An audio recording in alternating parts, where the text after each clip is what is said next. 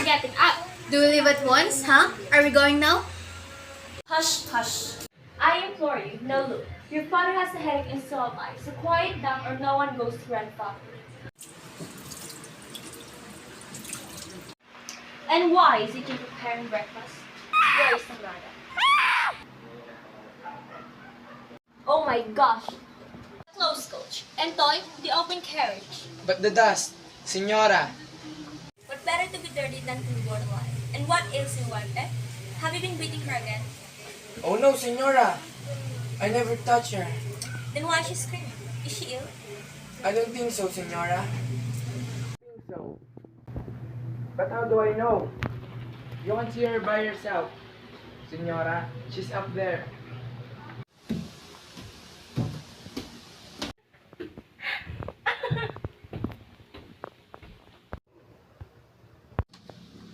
What is this, Amanda? Why are you still in bed and in such a posture? Come and get up at once. You should be ashamed. Antoy, has she not been to the Tatarin? Yes, Senora. Last night. But I forbade her to go, and I forbade you to let her go. I could do nothing.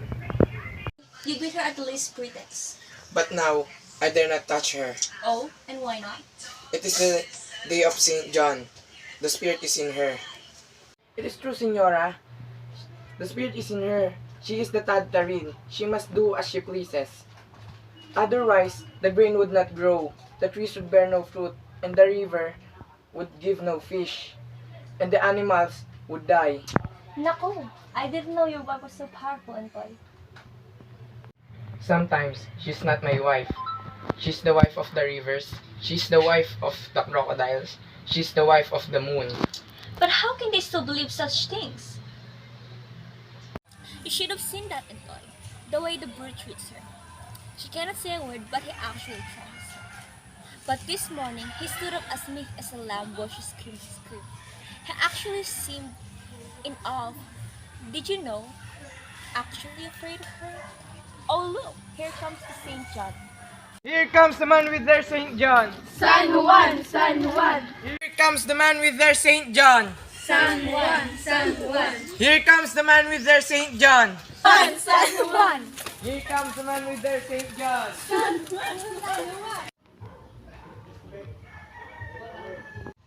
Look, Lupin, they have all passed now. Do you mean to stand all the way? Has the heat gone to your head, woman? Did you see our young cousin Guido? Oh, was he in the crowd?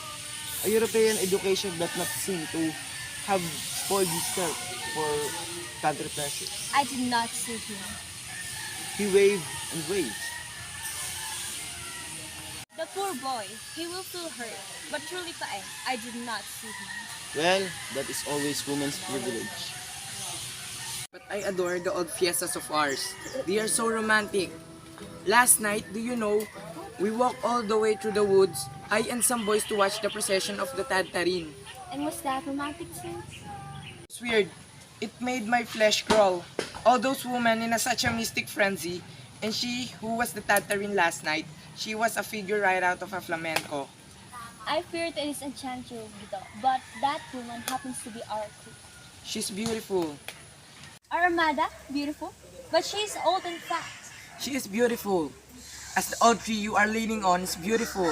Beautiful, romantic, adorable. Are those the only words you learn in music? Ah, I also learned to open my eyes over there, to see the holiness and the mystery of what is vulgar. And what is so holy and mysterious about? About the Tatarin, for instance. I do not know. I can only feel it, and it frightens me. Those rituals come to us from the earliest dawn of the world, and the dominant figure is not the male, but the female. But they are in honor of Saint John. What has your Saint John to do with them? Those women worship a more ancient lord? Why? Do you know that no man may join those rites unless he puts on some articles of woman's apparel and... And what did you put on, Guido? Sharp you are. Oh, I made such love to a toothless old hag. There that, she pulled off her stocking for me and I pulled it on, over my arm, like a glove. How your husband would have despised me. But what on earth does it mean? I think it is to remind us men that once upon a time, you women were the supreme. and we men were the slaves. But surely there have always been kings. Oh no, the queen came before the king, and the priest before the priest, and the moon before the sun. The moon? Who is the lord of the woman? Why? Because the tides of woman, like the tides of the sea, are the tides of the moon. Because the first blood. But, what is the matter, Lupe? Oh, have I offended you? Is this how they talk to decent women in Europe? They do not talk to women, they pray to them, as men did in the dawn of the world. Oh, you are mad. Mad! Why are you so afraid, Lupe? Are you afraid? And of who? My dear boy, you still have your mother's milk in your mouth. I only wish you to remember that I am a married woman. I remember that you are a beautiful woman. Yes, a beautiful woman, and why not? Did you turn into some dreadful monster when you married? Did you stop being a woman? Did you stop being beautiful? Then why should my eyes not tell you what you are? Just because you are married? Ah, this is getting too much now. Do not go! I implore you! Have pity on me! No more of your comedy, Ito. Besides, where have those children gone to? I must go after them. Have you been annoying you? Yes, all after me.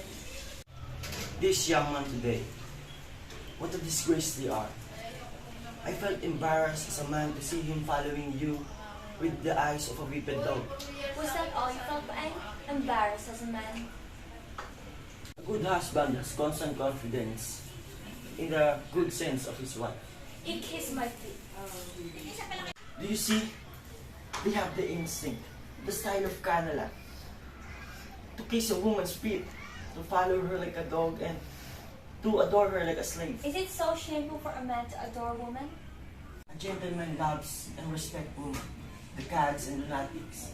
They adore the woman. But maybe we didn't want to be loved and respected, but to be adored. How can you bear those hot clothes, Lupe? And how the darkness orders someone to bring light in here? There is no one. They all have gone to see the Tatan. A pack of loafers we are feeding. Listen, Paeng, I want to see it too. The Tatarin I mean. I have not seen it since I was a little girl. And tonight is the last night. Must be crazy. Only low people go there. And I thought you had a headache. But I want to go. My head aches worse in the house. For a favor, Paeng. I told you. No, go and take those clothes off. But, woman, whatever has gotten to you. Very well. If you do not want to come, do not come. But I am going. I warn you, Lupe. Do not provoke me. I will go with Amanda, and Toy can take us. You can forbid me, Paeng. There is nothing wrong with it. I am not a child. Yes, the heat ash touched you in the head, Lupe. And since you are so set on it very well, let us go. Come, have the coach ordered. Here they come now! Here comes the woman with their Saint John! San Juan, San Juan. Come, let us go now. Hoy, you are crushing my feet. Stop pushing, shameless one, or I kick you. And let go of my show. Let me pass you, harlots. Ah, it's a man. Break his head. Throw the animal out! Throw him out! Throw him out. But what has happened to you, Don Paeng? Nothing. Where's the coach? Just over there, sir. But you're wounded in the face. No, these are only scratches. Go and get the senora. We're going home.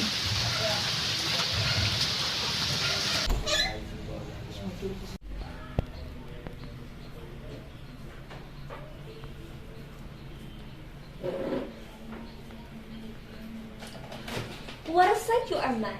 What have you done to yourself? Why did he have to pull out his tongue too? What are you going to do, Raphael? I'm going to leave you with you. But why? Because you are behaved tonight like a good woman. How I act tonight is what I am. If you call that little, then I was always a little woman. And weeping will not change me. So, you weep me till I die. I want this madness to die in you. No, you want me to pay for your bruises. How can you say that, Lupe? Because it is true.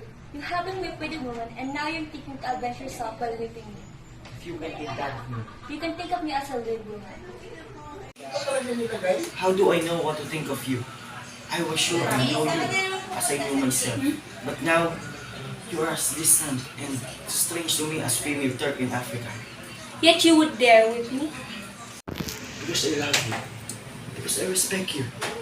Because if you kiss to respect me, you kiss to respect yourself? I didn't say that. Because either you must say it or you must whip me. No, I cannot whip you. Say it! Say it! Why suffer and in the end you would only submit? Is it not enough that you have me helpless? Is it not enough that I feel what you want me to feel? Until you have said it to me, there can be no peace between us. I adore you, Lope. What? What did you say? That I adore you. That I adore you. That I worship you. The air you breathe, the ground you tread is so holy to me. I am your dog, your slave. Crawl on the floor and kiss my feet.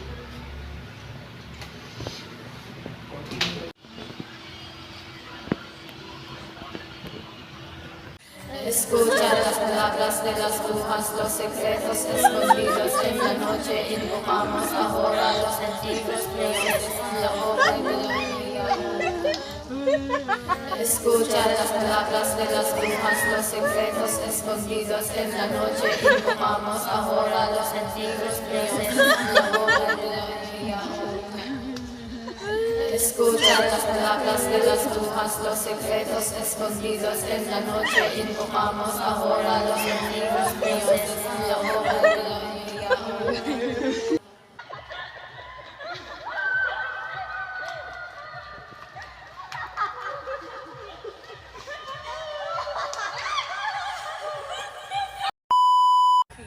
He seemed actually... San Juan, San Juan. Let go of my show. Daddy pass you ha. Ay, ito you doon paeng? Nothing. Where's the coach? But was it, what? Wala na. You should have seen that. There. It made my flesh grow.